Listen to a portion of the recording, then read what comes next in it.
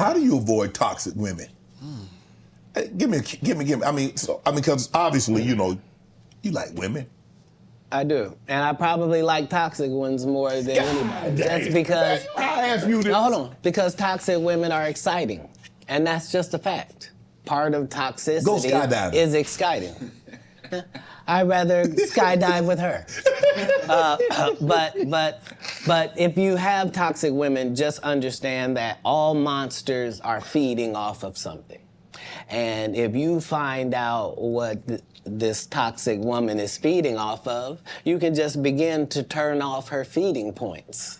And it drives a toxic person crazy, and they'll get away from you. Man, Katt really says something right here. And Shannon a fool when he's talking about go skydiving because toxic women are exciting. But he has a point. If y'all listen very carefully, toxic women are very exciting. Why are they exciting? All she got to do is give you a little bit of ass. All she got to do is put that thing on you, and you just hooked right back in. But you don't see how she is disrespecting you. You don't see how she is belittling you. You don't see how she has no respect for you whatsoever in your everyday life outside of the bedroom. If she's truly toxic, there are certain things that she's doing that help fuel her toxicity. You're not noticing it, but it's what it is. Why do you think she watches murder mysteries before she goes to sleep? Why is it always the crime drama playing? And turn it off. Turn it to cartoons. Fellas, how many women out there do you know that just love watching the ID channel? They love watching the murder mystery stuff like Fatal Attraction, Web of Lies, I Almost Got Away With It. These are women who are usually crazy as hell,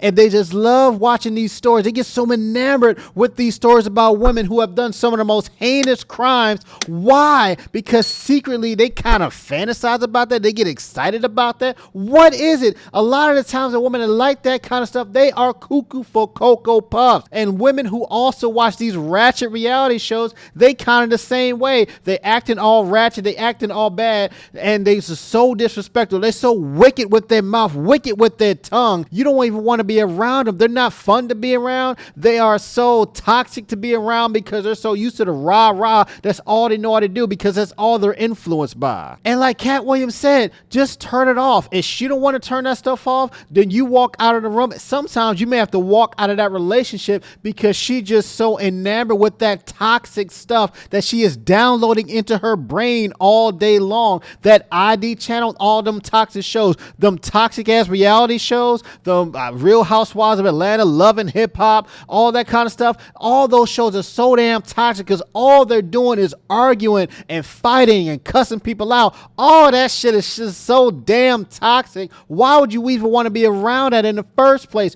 You want peace. If she is not peaceful, then she does not belong in your life whatsoever.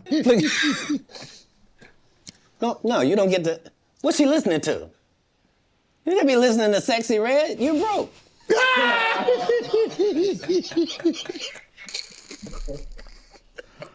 Yeah, but Katt got a point, though. You got women out here that listen to some of these ratchet-ass music out here. The Sexy Red, the Cardi B, the Megan Thee Stallion. Women that are making this very raunchy, very ratchet music. And who are they making it for? Who is their target audience? The same damn toxic-ass ratchet women that you want to avoid, that you want to stay far away from, who will make your life a living hell. If you got a woman that's talking about hands on your knees, shake that ass for me. No, that's not what you want in your life. That's not the kind of woman you want to bring to mama. That's definitely not the kind of woman you want to lay down with and have a baby with. Stay far away from women like that because they will make your life a living hell. Women like this, women who are toxic, all they know is dysfunction. All they know is chaos. All they know is arguing and survival. That's all that they know. A lot of times, guys, these women are so dysfunctional, you don't even realize it because you have grown up in toxic relationships all your life. You have grown up with a toxic mother. You grew up in a toxic household, and dysfunction and disrespect and chaos and survival is all you know too. So you think that this is normal. You think that this is all you deserve. You think that this is what real relationships are like. No, they should be peaceful. They should be kind. They should be respectful. You two should have mutual friendship about one another. You should be able to get along. You should be able to feel comfortable with your spouse in the same damn room. But when you got got somebody who's toxic, who's just disrespectful all the time, who's just so rah-rah, who's literally trying to physically fight you when they don't get their way, when she doesn't get her way and she wants to argue you down, she wants to fight you, she wants to shame you, she wants to insult you, and most of all, she's got the need to be right. That's not the kind of woman that you want to be around. Toxic people are trying to get things. They're not being toxic for no reason. They're Yeah. gaining something out of how they operate. That's why they operate like that, because they get something. As soon as you find that out, you'll be able to cut off what they're getting, and they will leave. A lot of times what they're getting this high. They're getting this sense of, I'm better than you because you don't realize how dysfunctional I am. I'm better than you because I am treating you so low. I am beating you so down verbally, psychologically. You don't understand what I'm doing. I am manipulating you and taking so much advantage of you, and you are allowing this. I have no respect for you. I'm just doing what you allow me to do. That's what toxic people do. They do what you allow them to do. So if you are not allowing a person to be toxic to you, if you are not allowing a person to be disrespectful for you, and now you don't have to do this in some asshole kind of way. You can just simply say what you will and will not tolerate. And when you cross my boundaries, that you have crossed the line, and I'm not going to associate myself with you. And that's okay. Let them go be with somebody else. Let them go do all that toxic shit with somebody else. You moving your life with peace. Even if that's by yourself for a little while, at least you have peace in your household, and you cannot put a price on that for any other reason. It is better to be on a corner of a roof than in a lovely house with a toxic ass chaos woman. So do not be afraid to stay far away from toxic people as soon as you recognize it. Now, unfortunately, you don't really recognize this toxicity until you become of an older age, sometimes until you see peace, but a lot of times it's not until you get some damn therapy and develop some self-awareness and some emotional intelligence to even recognize the toxicity in the first place. You were married once.